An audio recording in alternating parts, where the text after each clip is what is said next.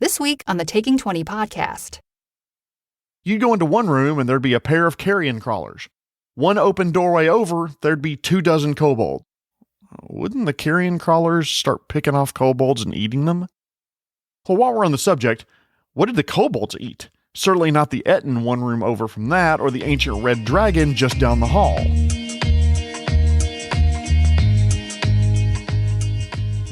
Hey, wherever you are, thank you for listening to the Taking 20 podcast. This week it's episode 160, all about designing good dungeons and dungeon maps. I want to thank this week's sponsor, monks. I always wanted to become a Gregorian monk, but I guess I just never got the chance. Okay, wasn't that bad? Come on, it wasn't that bad. I haven't had many podcast reviews or ratings lately, so if you have a moment, please like, rate, and review wherever you happen to find this podcast. It would help others find the podcast as well.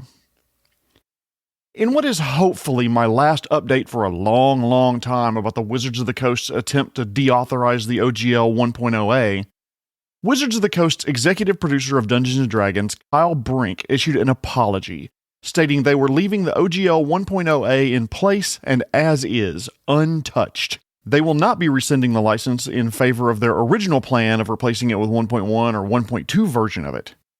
More than 15,000 people took the opportunity to provide feedback about the 1.2 version, and the results were overwhelming, effectively forcing Wizards' hand. The 1.0a license that has been used to produce third-party content since D&D 3.0 in the year 2000 is staying in place. Further, they released version 5.1 of their system reference document, a subset of all the D&D rules, under the Creative Commons license, which is even more open than the previous license was. Content providers can choose which arrangement they want to release their content under, and it gives those of us who create content even more flexibility than we had before this whole mess started. For those of you who haven't heard of the Creative Commons license, it's not owned by Wizards of the Coast or Hasbro, so there's no real danger of them trying to sneak in restrictive modifications to the SRD in the future. Mr. Brink went on to say that they will not have a restrictive virtual tabletop policy, and that this change to make the game even more open is a one-way change that cannot be undone. This is maybe the most successful protest of a gaming company ever, and it proves that grassroots activism can work and make a difference. Financial news organizations, the NPR, and CNBC were all reporting about the uproar. My friends Forbes, yes, that Forbes, published an article titled A Beginner's Guide to Pathfinder 2e by Rob Wieland. Forbes! I never thought I'd see this day. Hasbro, who owns Wizards of the Coast, have finally heard the hue and cry of thousands of content producers and fans, and probably the plunging subscriptions to D&D Beyond, and has capitulated. Is the fight over? Absolutely not. The price of freedom is vigilance, and Wizards of the Coast still own the rights to OGL 1.0a. Given that they've tried to make changes to this gaming license with the release of D&D 4.0 and again this year, the cynic in me says that this isn't the last time they're going to try to mess with the license for the sake of profits. But for now, no more doom and gloom. The gaming landscape will remain open, content providers can still publish their material under the original OGL, or they now have the choice to use Creative Commons, and they don't have to worry that Wizards of the Coast will yank the rug out from underneath them. That being said, damage very much done. There's a lot of players, DMs, and content providers that have lost trust and faith in Wizards of the Coast, and they've fled to other game systems, and I'm concerned that the upcoming Dungeons & Dragons movie may suffer because of it. We may lose an opportunity to evangelize the hobby to people who may have been interested in learning more because they watched the movie. Paizo, while Wizards of the Coast were busy making ham-handed mistakes, took advantage. They offered some of their core products like the core rulebook, beginner's box at a discount, and offered one of the key lore books for Golarion, the Lost Omens World Guide, online for free. Players responded, and Paizo announced that in the last 2 weeks they have already sold out of their core rulebooks they had in stock, and that stock was supposed to last 8 months. Paizo also announced that they're going to release the Open RPG Creative License, or ORC, as a commitment to the irrevocable, perpetual, independent, system-neutral open license that will serve the tabletop community via nonprofit stewardship. They anticipate a first draft of the orc to come in February, and they are going to solicit comments when they do release it. I fully intend on supporting this license, and any content I ever produce, adventures, homebrews, whatever, will be released under this license. Am I advocating a mass exodus from D&D 5e and a boycott of 1D&D? No, that's not how I roll. If you've listened to me for a while, you know I'll tell you to play what you want to play. Find a game you enjoy with people you enjoy being with, and let those D20s fly. Focus on the collaborative fun and storytelling, and I promise you and your friends will have fun doing it. Oh, damn it, it's too early for that tagline. You know what? I love you all. Now on to the episode. Let's start off with a caveat. This episode is not about good battle map design.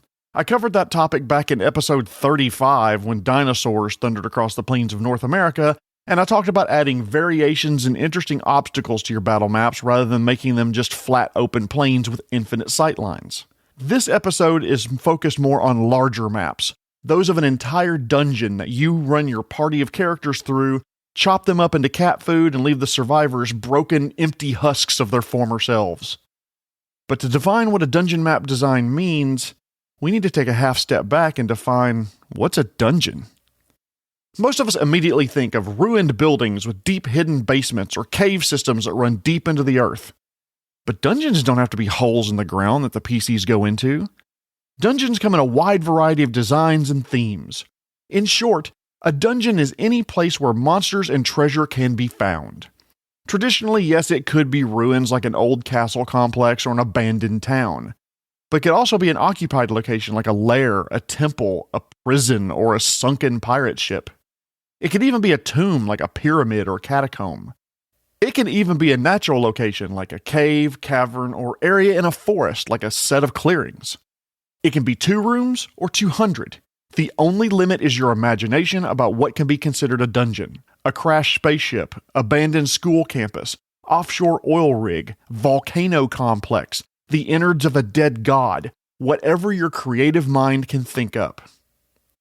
Apropos of nothing, by the way, but for my money, if we're talking about abandoned buildings here on Earth, there is nothing creepier than an abandoned church. I don't know why, it just kind of gives me the willies. It's supposed to be a place of togetherness and support, regardless of your faith, and now it's abandoned, empty, hollow, and dead. This has been the Sharing Our Neuroses podcast with Jeremy Shelley.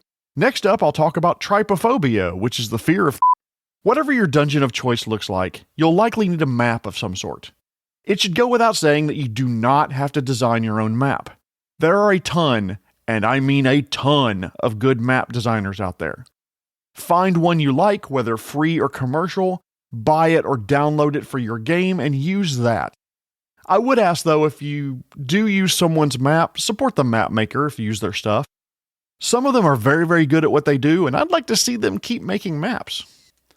My fellow GMs, we have enough to prep for each session. And if you don't want to design your own map, don't. Draw it freehand as you go on a dry erase board. Do it theater of the mind. I mean, I'll admit I like having a map for an entire dungeon, but if you're like me, you'll probably find a map that's almost right, almost perfect, and the differences may occasionally drive you to create a map of your own. Use what you prefer to make your map, by the way. What I'm going to focus on are some tenets of good map design, not the tools you use to do so. I'm not going to recommend a particular map-making software in this episode. I've used a bunch. Dungeon Draft, Dungeon Fog, Incarnate, Dungeon Painter Studio, Campaign Cartographer 3, and many others, including graph paper and a pencil and a pen. You know, like the bad old days. It doesn't matter what you use. But suppose you do decide you want to build your own dungeon map. What makes a good one? I'm glad you asked, since that's the topic of this episode. You know, I should invite you to more recordings. Yes, you should. Has anyone told you how handsome you are? Not lately, and thank you so much. I am so happy to be here. You really should love and forgive yourself more, Jeremy. I should, but I find it very difficult sometimes. I'm sorry, everyone. Sometimes he gets like this. Where did I go just now? Dungeons can be designed a variety of ways, but there are some basic rules that you should follow when sitting down to design the Crypt of Count Kellig, or the Reprobate Caverns, or the Forbidden Grotto. The first thing you need to think about: what is the theme of your dungeon? Is your dungeon a ruined temple to the god of rivers, a lost city for a nation that was conquered by merfolk, an isolated group of lizard folk living in a cave. Having an idea for your theme will pay off when it comes to putting monsters and decorations into the various rooms of your dungeon. Monsters should be logical for your dungeon. An active, thriving home for Locathas will probably have them and their pets as primary encounters. I doubt they're going to have a group of Kuatoa living in their home.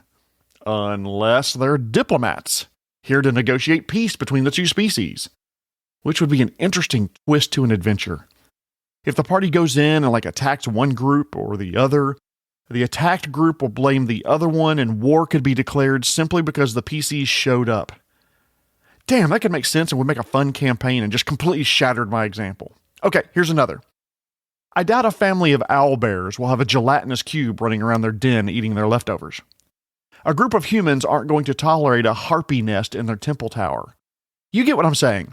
Part of the theme should be thoughts about what types of creatures you'll want to fill it in and what types of creatures work well together. No detail, don't go into all sorts of heavy lists at this point. Just start thinking undead and vermin would likely be good in crypts, maybe dark elves in caverns that lead to the Underdark, that level of thought.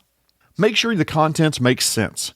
If you have a group that doesn't think too hard about it though, then maybe you don't have to waste a lot of cycles on it. They don't think too hard why there's a trap outside the only working toilet in the dungeon. In the bad old days of dungeon design, the adventure writers really didn't give two shits about whether the monsters in the rooms made sense. You'd go into one room and there'd be a pair of carrion crawlers. One open doorway over, there'd be 24 kobolds. Wouldn't the carrion crawlers start picking off kobolds and eating them? Well, while we're on the subject, what did the kobolds eat? Certainly not the Etten one room over from that, or the ancient red dragon just down the hall. And while we're at it, that dragon is gargantuan. How did it squeeze its big old butt in a 20 by 20 room with a 5-foot wide door? Teleport? Shapeshift? When asked, the DM would just wave their hand and shrug and, alright, whatever, let's start combat. These days, we can do better than that. I'm a fan of realism, and if the monster is in a location, it needs to have a way to eat, rest, and reproduce, even if that way is to leave the dungeon to do so. So it needs to be able to do all those things in some way. Monster population could be an episode all its own, so I'm dropping these thoughts here and I'll pick them up in a future episode. Make sure the stuff that you find in this dungeon, the various rooms, makes sense. Another term for this is dungeon dressing. The torture room in the castle probably has implements used to torture prisoners. If it's an actively used castle, those implements are probably fairly neat and orderly. If the castle has been abandoned for a century, there's probably pieces missing, but some that are there may be scattered on the floor instead of kept in their places on purpose-built racks. Temples probably have religious iconography and relics. An abandoned wizard's tower probably has rugs, books, mirrors, a nice comfy chair. Cellars may have busted wine casks or maybe poorly maintained pipes that now drip water. If I'm a player in your dungeon, and you tell me that this natural-hewn cave has a bunch of, grandfather clocks, a feather bed, and parts from a broken Ferris wheel in it, you can bet your bottom dollar my character, if it has an intelligence of remotely high values, is going to try to get to the bottom of why this weird assortment of shit is in this cavern. Is there a gnome tinkerer that lives here? Is it time or space-displaced inhabitants? Is it a gold dragon who collects mechanical devices? I'm going to want to know. Not everybody's like me, though, I will admit, so you may be able to throw whatever you want in your rooms, and this step becomes easy. But I do strongly recommend you think about your dungeon dressing and make it make sense based on the type of building it is and the current and former occupants. Second thing you need to think about is a rough plan of the way you want your adventure to flow in your dungeon. Remember, I'm ancient. I'm approaching lich level of age and manage a ton of projects in my corporate life, so the way I plan my dungeons, like their projects, I usually start with a flowchart. I outline the general rooms, the areas where choices need to be made, and the results of those choices. Is the dungeon mostly linear, circular, branching to dead ends? Are there crossroads? What's at the end of those? Are there a mix of designs that merge together? For example, is it a stone temple built out of the base of a mountain that has worked stone walls for a while but abruptly changes to natural caverns about midway through? If so, you can build your structure accordingly.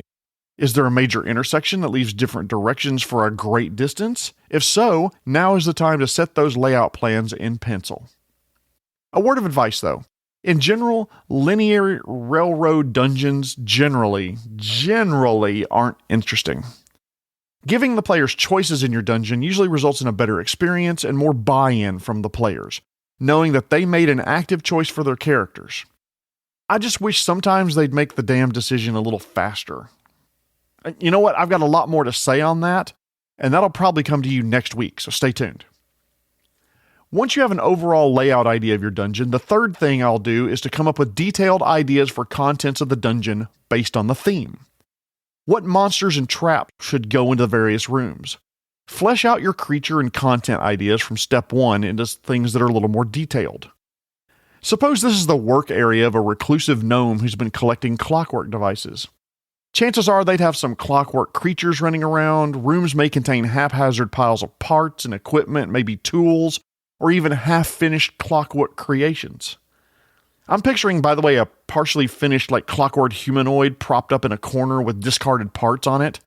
The party starts looking around the room and the clockwork head attached to the half-finished body slowly turns to look at them and then says, "You're not, father!" And it starts screaming an alarm that echoes off the walls. Well, so much for a stealthy entry to this dungeon. Areas that aren't lived in would likely have vermin like creepy crawlies, spider webs, and other indications that no being about the size of the PCs has walked through here in some time. Unless they find a lone set of footprints in the dust leading into the recesses of the ruined factory. Whose footprints are those? Are they friendly? What size shoes are we talking here? If it's a tomb, maybe there's lots of undead. Caverns could have vermin, creatures from the Underdark. Sky citadels could have giants, orcs, or dwarves depending on your world and its lore. Fourth thing to think about, how do you want the dungeon to end?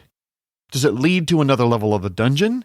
Is the staff of magical what's-it-what in the last room? Sometimes a dungeon is just there as a, sorry for using the term, side quest and doesn't have to be intricate and involved.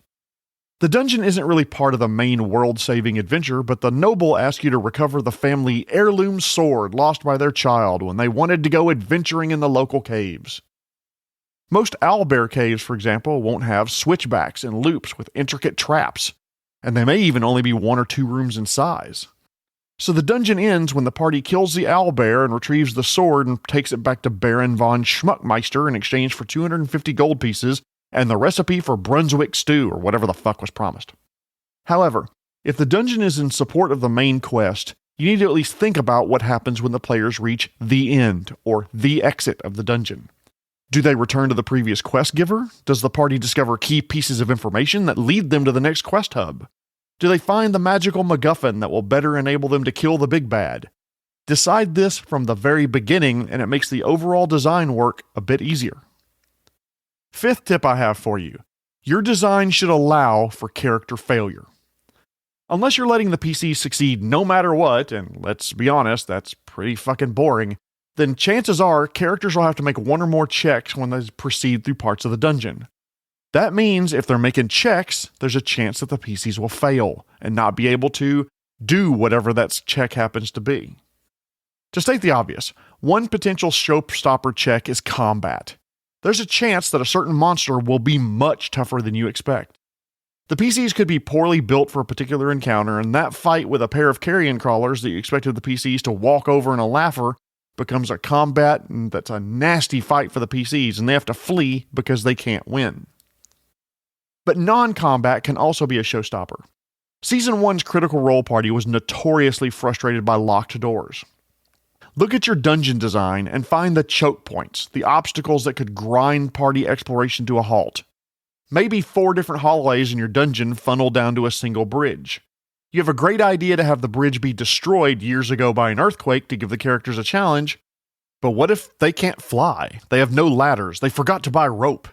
Or what if one of the characters falls? I mean, is it just insta-death and roll up a new character? Maybe. Or maybe the real adventure becomes saving Slippy McFalls-a-lot. Another example. Suppose the key to get to the magical vault is located in a prison cell hidden behind a false stone in the floor. What if the characters never go to the prison? What if they go and they bomb all their perception checks and never find the key?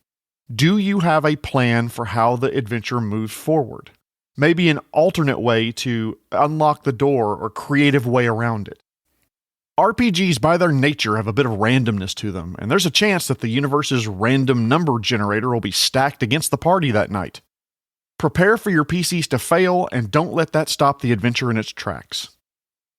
Sixth tip, and it's kind of a corollary to the last one, don't just prepare for failure, reward amazing successes and creative problem solving. Suppose you have the center part of your dungeon with multiple levels, all visible and reachable with the right combination of skills and creative problem solving. If your sorcerer can cast levitation and carry a rope from one bridge to another, and the party is able to make the appropriate checks to get from one bridge to another along using the rope, bypassing 1, 3, 11, or 155 rooms, let them. Praise them. Reward them for it. It makes sense in the game world, and it's a great idea. Give the appropriate XP for solving the problem in a way that maybe you didn't even think of.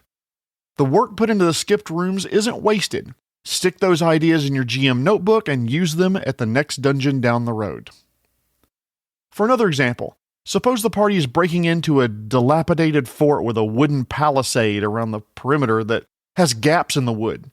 The gaps are too small for the party to get through, but the summoner casts a spell and brings an intelligent creature into being on the other side of the wall and gets them to unlock the gate from the far side. That's not cheating. That's creative problem solving. Reward them for it. In that same vein, my seventh tip is to have secrets in your dungeon. Sometimes in the literal sense, like secret doors, secret rooms, hidden areas, etc. If your temple has an area that only priests or clerics were allowed to enter, put it behind a secret door, and if the party discovers it, there's some valuable religious items behind that door that have remained untouched during these centuries of neglect. But another interpretation of secrets could be secrets about the purpose of the building or area that can be uncovered, whether it's through exploration, documents, logs, or the contents of various rooms. Yes, it was a tavern in its heyday, but the party finds evidence that the back entrance through the caves was used for smuggling slaves out of the city. This rewards the players for being thorough and buying into your game world. My eighth tip, no matter how long you think it will take to complete the dungeon, it will take longer. Parties like to discuss options, roleplay, crack jokes, etc. You never know when some treasure discovery is going to descend into laughter as two players roleplay the scene from Return of the King, where Diagal and Smeagol find the ring going line for line in the movie because they've both seen it 24 times. That's okay.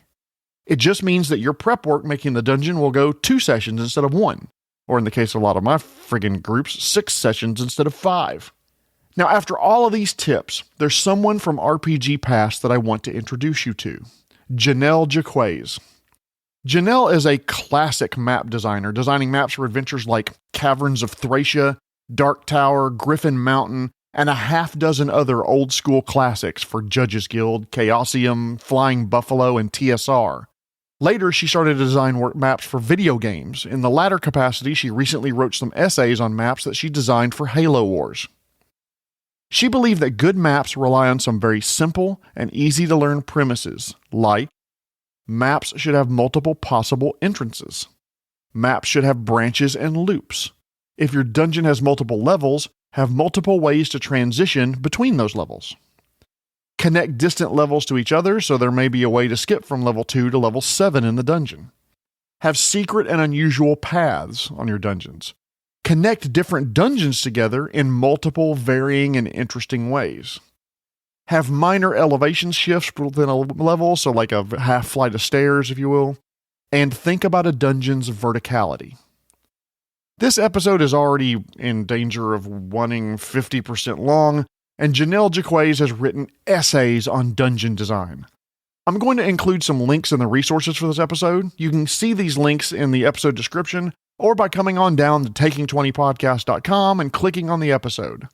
If you really want a deep dive with someone who has the equivalent of a PhD in dungeon design, go read some of her tips and tenets at thealexandrian.net and watch a YouTube video of an interview that Jennell gave from the Wandering DMs.